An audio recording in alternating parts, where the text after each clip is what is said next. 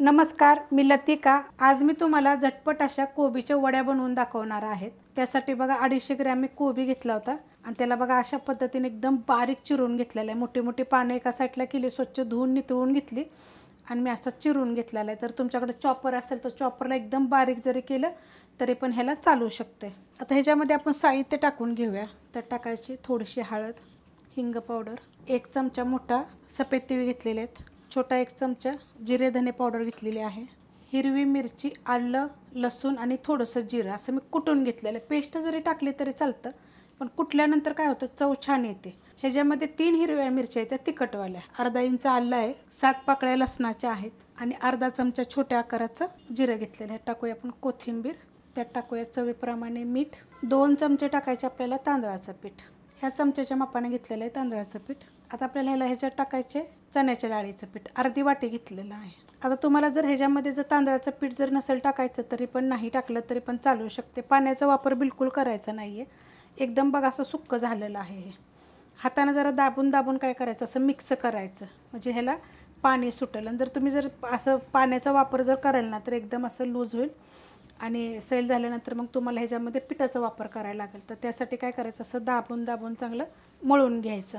मस्त बघा असं मिक्स करून घेतलेलं आहे। तर आता तुम्हाला पाहिजे तर तुम्ही असं चपटं थापून पण तुम्ही करू शकता। अशा पद्धतीत मी करणार आहे। आणि जर तुम्हाला वडी नसेल बनवायची ना तर तुम्ही ह्याचं आता हे सेम थालीपीठासारखं थापायचं तरी पण चालेल। आणि हिरव्या मिरचीच्या जागी तुम्ही लाल मिरची पावडर जरी टाकली तरी पण चालेल। टोप ठेवला आहे बघा मी गॅसवर, त्याच्यामध्ये 2 ग्लास पाणी ठेवलेलं आहे आणि आपली ही चाळण ठेवलेली आहे, त्याला मी सगळीकडून तेल लावून घेतलेलं आहे। त्याच्यावर आपण असं ठेवून घ्यायचं। छोटे मोठे तुम्ही तुमच्या आवडीप्रमाणे करा, तेवढ्या ह्याच्यामध्ये जर छोट्या आकाराचे केले तर 4 होतील। आता हे थोडेसे मी जाड जाडच आणि मोठे मोठेच करणार आहे, शिजतात मस्त एकदम। पाहिजे तर तुम्ही प्लेन पण असं थापू शकता, परत तसं पण छान लागेल केलं तरी, आणि होऊन जाईल तसं पण झटपट। तर मी आता हे अशाच पद्धतीने ठेवून घेणार आहे आणि ह्याला काय करायचं मीडियम गॅसवर आपल्याला ह्याला 15 मिनटं शिजवून घ्यायचं आहे। आता ह्याच्यावर काय करते मी झाकण ठेवून घेते, गॅस आहे मीडियम, आणि 15 मिनटं आपण शिजवून देऊया। 15 मिनटं झालेले आहेत बघा, मी खाली काढून घेतले होते आणि थंड होऊन द्यायच्या, पूर्णपणे चांगल्या थंड झाल्या पाहिजे। अशी एखादी सुरी घ्यायची आणि त्याला काय करायचं माहिती आहे का, थोडंसं तेल नाहीतर असं लावून घ्यायचं आणि कापायचं। तुम्हाला पाहिजे तशा कापू शकता, पातळ, जाड, मोठ्या, मस्त अशा कट होतात, काही प्रॉब्लेम होत नाहीत कट व्हायला वगैरे हो काय अशा पद्धतीत। आता मी काय करते कापून घेते, पण तेल लावा बरं का ह्याला, तेल लावलं का नाही की व्यवस्थित आपलं कापलं पण जातं। हे बघा मस्त बघा मी हे कापून घेतलेले आहेत। आणि काय करायचं माहिती आहे का, जेवढ्या तुम्हाला खायच्या तेवढंच कापून घ्यायच्या, बाकीच्या तुम्ही अशा फ्रीजमध्ये एका डब्यात ठेवल्या तर चालतील। 2 ते 3 दिवस तुम्ही खाऊ शकता।